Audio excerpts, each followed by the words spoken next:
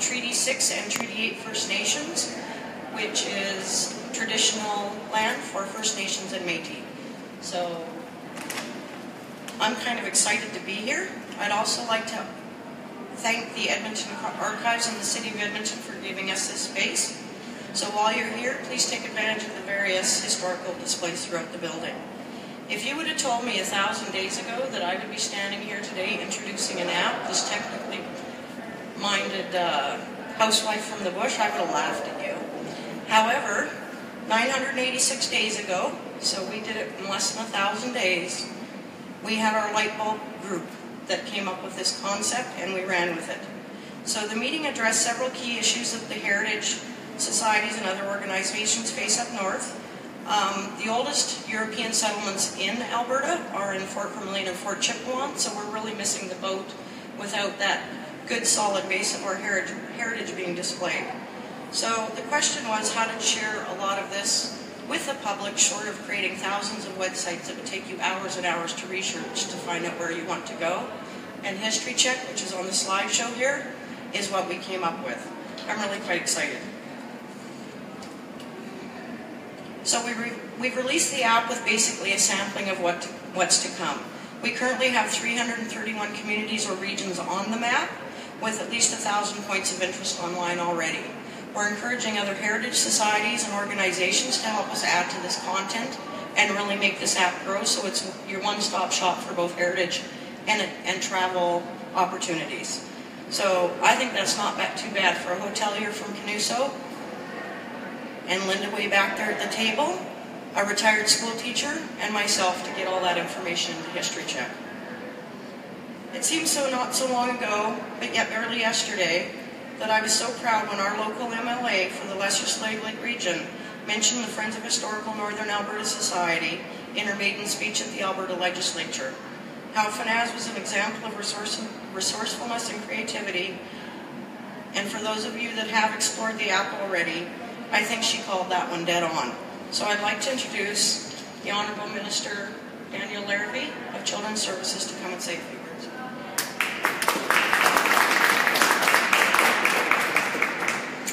Thank you, Sheila, for that introduction. Along with you, as we celebrate this province history, I want to acknowledge that its history goes back thousands of years for the Indigenous people here in the territories of Treaty 6 First Nations and for Treaty 8 in the north, and as well for the Métis people who share a deep history and connection with this land. I can't imagine many better places than the Prince of Wales Armoury to celebrate all the work that has gone into the History Check app. The building and the exhibits within it are testament to the rich history in Alberta. But this province's history goes back much farther than 1915 when this building was built. The history of the earliest European settlers goes back centuries, and the history of Alberta's Indigenous peoples goes back millennia. The history is as visible and apparent in northern Alberta as it is anywhere else in this province. But when we consider the vast distances involved, for example, it's an 8-hour drive from here to Fort Vermilion, one of the earliest European settlements in this province, that history is not always accessible to all Albertans. And we need to understand that history as we ask ourselves where we've come from and where we need to go. The History Check app, spearheaded by the Friends of Historical Northern Alberta Society, in collaboration with many important stakeholders, is going to make it easier for everyday Albertans to learn these important stories. History buffs may already know all about the significance and impact of people like Alexander Mackenzie and Poundmaker, and places like Fort Vermilion and Athabasca. Now that information will be readily available to anyone with a smartphone who's traveling through northern Alberta.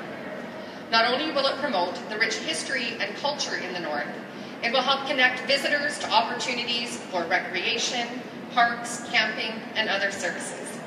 This app will go a long way to bringing more people into our northern communities where we have so much to offer. And it couldn't have come together without so many incredibly dedicated volunteers, partners, and contributors from across the province. I want to personally thank everyone with the Friends of Northern Alberta Historical Society for their work, and everyone else who has made a contribution, large or small. I'm honored today to be able to show my appreciation and sign the scroll, which will be presented to the Provincial Archives of Alberta on October 4th at the official opening. I hope everyone here will take time to do the same. And congratulations for your amazing innovation and creativity and hard work over that almost 1,000 days. Thank you.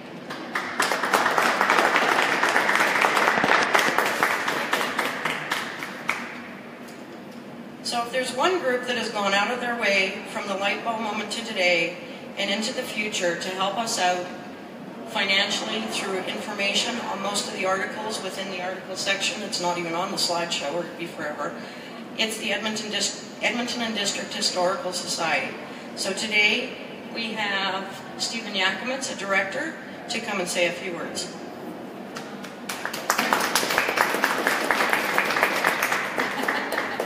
Sheila first approached us millennia ago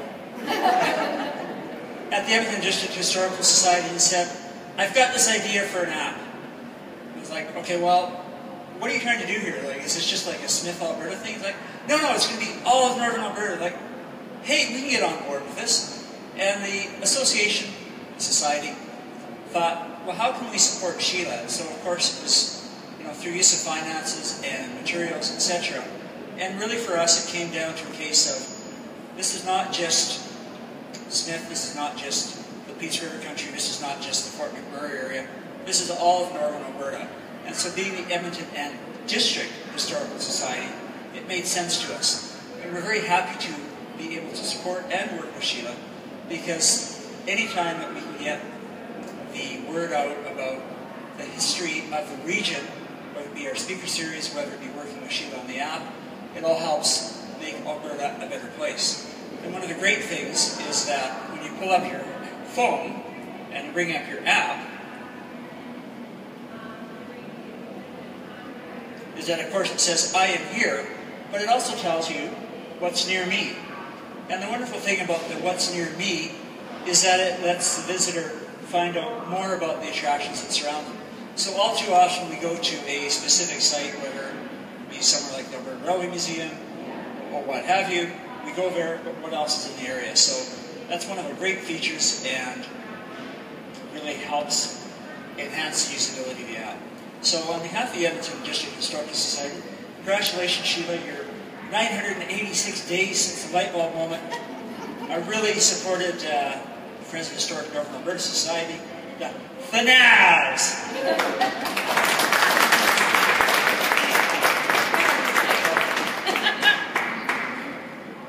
So from the inception of the History Check project, and it's been mentioned already, the FNAS board particularly wanted to recognize the history of Indigenous peoples in Alberta.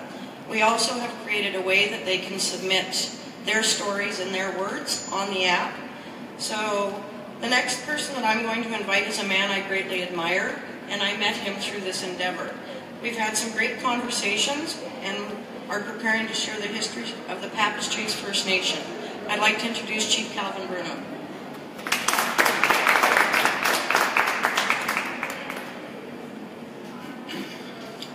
Good afternoon, everybody. When Sheila first approached me about this app, I was very interested because I was going to share a little bit about our history in that and why history for me is very important, and I feel it's very important for everybody to learn and to know about. I'm the chief of the Papaschase First Nation here in Edmonton. My ancestor was Chief Papaschase, who signed Treaty 6 on August 21st, 1877, 140 years ago at Fort Edmonton. So this is our anniversary of the treaty signing. And so we were a very prominent band here. We were a local host band here in the Edmonton area. But what happened was early settlers and politicians like Frank Oliver and others, they didn't want our people around here. They wanted to build and develop Edmonton, but we were in the way.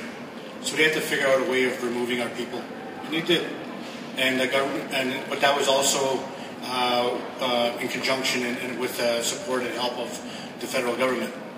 And so our land was illegally surrendered in 1888, and the band was dispersed, and people were moved and scattered. So they scattered onto other First Nations. like Enoch, Musqueam, Alexander, many Treaty 6 First Nations. But they also scattered to Treaty 8 territories. There's descendants that I still actually talk to today. I'm in touch with from Driftpile, from Sucker Creek, Wabasca, up in those territories. Métis settlements like East Prairie, Peavine, Gift Lake, and Paddle Prairie. So the Papaschase people were scattered wide and far. So today they're on First Nations and the Métis settlements.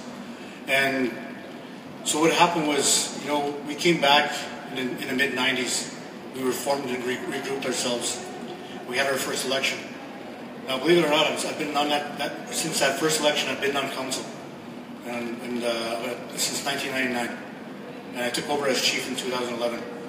And I'll give you my secret for all you aspiring politicians.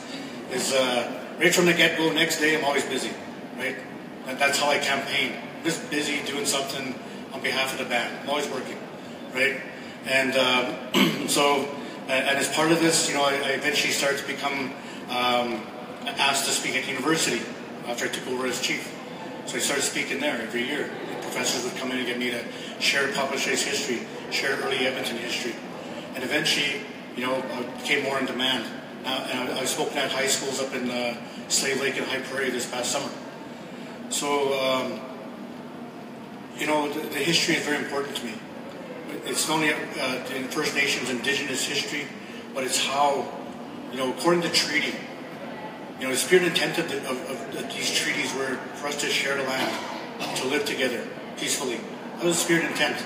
But the government, they had their own ideas, right? And so now we're back to full circle, having a nation-to-nation relationship. And I think it's important, you know, like endeavors like this, we're acknowledging the full history. We're not just acknowledging the history that Canada has been wanting to teach in a curriculum. It's acknowledging the history, you know, everything. And even going back thousands of years. I've been fortunate to be on some archaeological digs here in the city. This past summer they found a stone knife going back 9,000 years.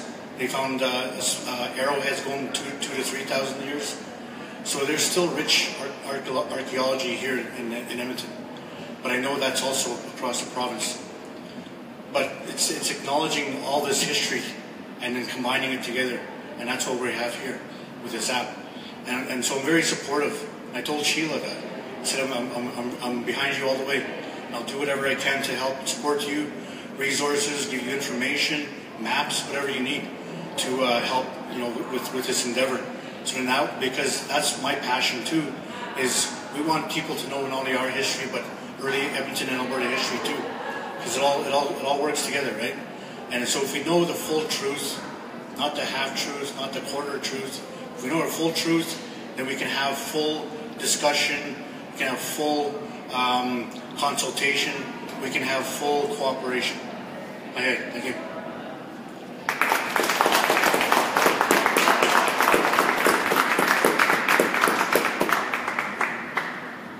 Hi.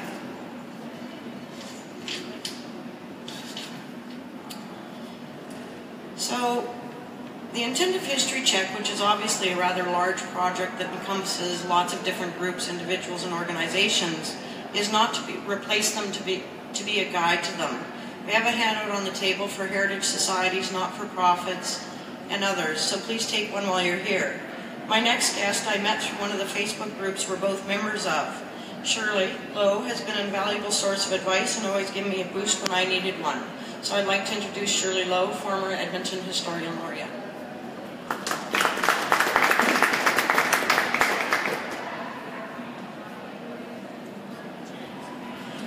Well, if there are any lessons to be learned from this, one of the most important ones is don't mess with fierce women. Also, you have to recognize champions because they're the people who get things done. They inspire people, they push people, they get people together, they have a goal, and they accomplish it. And Sheila, of course, has done this. I'm a moderator for the Historic Edmonton and Northern Alberta Facebook page, and basically we were quite happily sitting around for a few years telling each other stories, finding out things about our city and about northern Alberta, and just discussing these things. And then one day Sheila appeared, and I met Sheila for coffee. We went for dinner, and there was this high energy person that had champion written all over her. Now, she started talking about this app, and it just made so much sense. You thought, how did this not happen years ago? And I guess the technology and the cost and all of those other things were in the way. But an app makes so much sense. I mean, just ask Facebook. So if Sheila hadn't come along, I think we would all still be collecting information, but not necessarily dispensing it.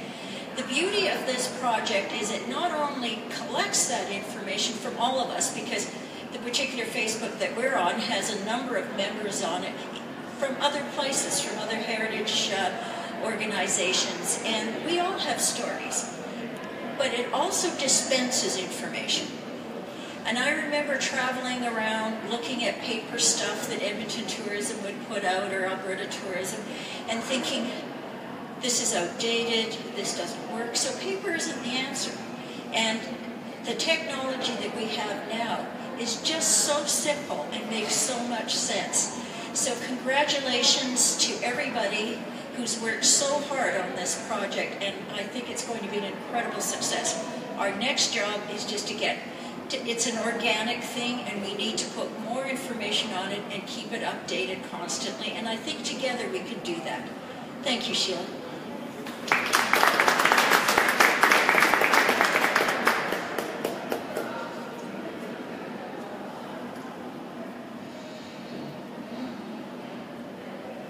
So, as everybody knows, I've suddenly become the voice for the History Check project, from housewife in the bush to this. But anyways, I'm not sure if it's a good northern Alberta air that I breathe or my genetic makeup that gives me the tenacity to do what I do. My 40-something brother last year rode a single-speed bicycle from Banff to the Mexican border in less than 2 weeks. I can't remember if it was 11 or 17 days. So, for giving me the upbringing to face the impossible dreams square on, as well as my siblings, and to carry it through, I would like to thank my parents, and my mom is sitting right over there.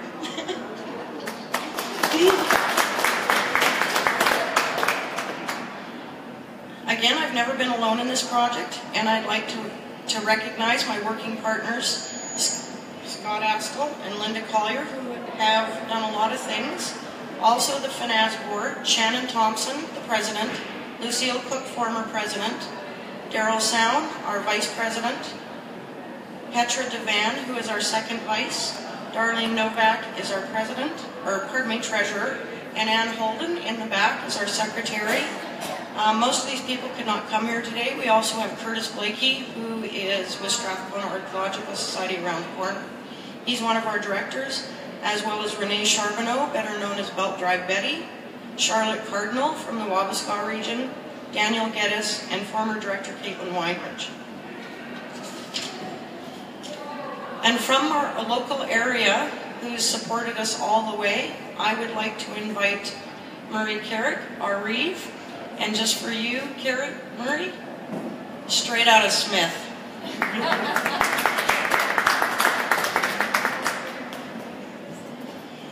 Well, I have to say it's come a long ways from, we had a council meeting one time, and this little female vertically challenged Wolverine came in, and she had plans like you wouldn't believe. We kind of were taken aback at first. The more she talked, the more we realized, you know, she had more on the ball than we thought. That was before this happened. That was just mere landing. And it metamorphosized into this app, which just made sense. And I'm happy to say that I think we were the first MD that jumped on board and kind of showed the way for the rest of them. You got to give kudos to Sheila. She put the right group together to make this app work. And, you know, for one of my friends to do something like this, I'm actually pretty impressed. And from our MD, Sheila, congratulations. So.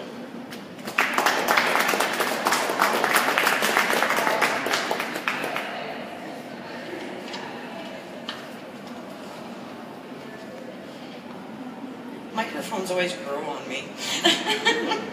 So, in recognition also, the major financial contributions to this project were the Edmonton District Historical Society, ARF, which is Alberta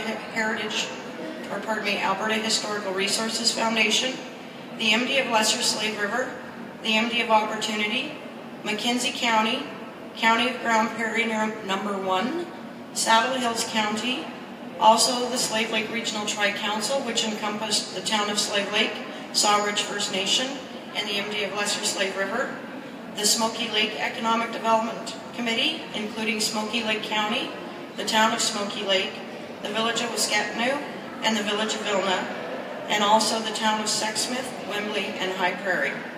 So thank you to all of those people for your foresight and willingness to take a chance on us. So we're pretty much done. If anybody else would like to make any comments, they're more than welcome to come up. Or if there's any questions or answers I can give you. Jules? Jewel Astrick from Keepers of the Athabasca. Thanks, Sheila. Thanks for this opportunity. And yeah, we do have to check our history. I'm wondering if we can get a photo op with all the speakers. Yeah, in front of the thing here. That would be awesome. Okay, well, I'll just wait for that. But meanwhile, Keepers of the Athabasca is an Indigenous-led environmental nonprofit organization. We're entering our 11th year, and this past summer we were really thrilled to do a paddle down the Athabasca from Smith to Athabasca. We had a group of 11 paddlers, and we called our event the Flowing. I hope we didn't break it. Hello. That mic flowed right off of the stand here. Yeah, we'll just hold it. So we called it the Flowing into Right Relationship Paddle, and we have a new program called Flowing into Right Relationship Workshops. So our 11 paddlers had 2 overnights along the way, and one of the overnights, the first one, is going to be our history check spot. We don't have a lot of money, so we can't do more than one, but we really wanted to support this excellent opportunity to check our history, and we are sponsoring the Tomato Creek location. It's an old overwintering site where people used to stay the winter when they were on their way to Peace River or Grande Prairie, and they knew they couldn't make it all the way there. They would stay at this Tomato Creek.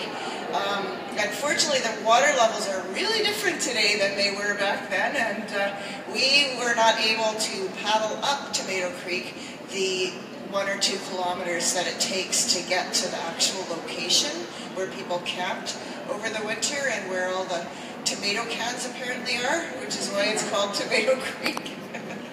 But our paddlers camped at the Athabasca egress of Tomato Creek.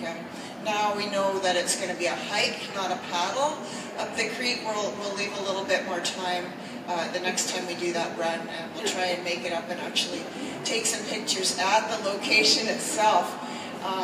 We're excited to sponsor Tomato Creek, and excited to start off the Flowing into Right Relationship Workshop Series. We had our first workshop at the River Rats Festival, music festival in Athabasca, and we had about 50 people there. So we're very excited about that.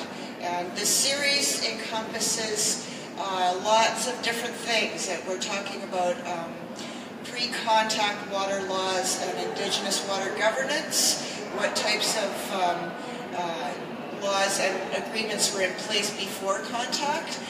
We're talking about the treaties themselves, people's thinking when the treaties were signed, how they've been upheld, and what we can do today to better uphold the treaties. We're talking about the United Nations Declaration on the Rights of Indigenous Peoples, the Truth and Reconciliation Commission's 94 calls to action, and last but not least, we have the Community Climate Action Workshop, which is linking traditional knowledge with an understanding of climate change and how we can access the province of Alberta's awesome new programming to get rebates on things like energy efficient products and solar energy for individuals, schools, businesses. And yeah, so we're into a new era now, and it's very exciting to be part of this transition and to have this app, History Check, that will let us actually check our history and check those things at the very locations where they occurred. Super exciting, and thanks so much, Sheila, for doing all that work.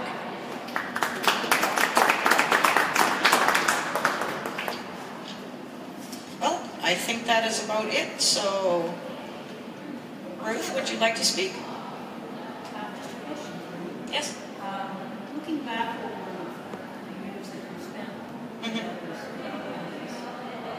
want to talk just a little bit about, sorry, I just thought, Sheila, if you could tell us a couple of things that you discovered or learned from this experience when you look back on the process of getting people together and having the courage to complete this thing. It would be just nice to hear the aha moments you had where things changed or progressed. Oh, wow. It's really been an interesting journey with so many different reactions from people. One of the most common, and I've been admitted to now, was, we never thought you'd do it. So just having the tenacity to keep going back with new updates and telling the same people new stuff over and over and over again, to hear them. Actually, Don Wilson, formerly of Travel Alberta, was the first guy to tell me, I didn't think you could do it, you proved me wrong, I'm sorry. So, keep plugging away. Also, learning different things about government or grant processing. Everybody has their own niche, and every MD presentation has been different because everyone is made up of different individuals, and you have to be able to go in there and fill the niche in a way that they're going to be reactive to it. So, and again, even in terms of Indigenous relationships and Métis, is there certain protocols that you should learn before you go and attempt those? And quite honestly, one of my big failures is I have not used the word consultation enough.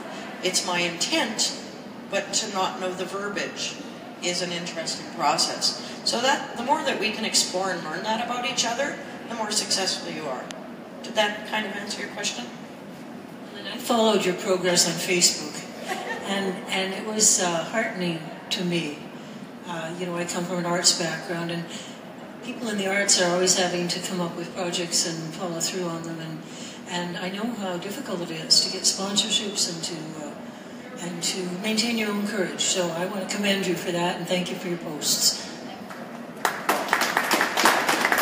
Anybody else? Well, we'll take pictures in a second, but however, to anyone who lives on the planet Earth, welcome History Check.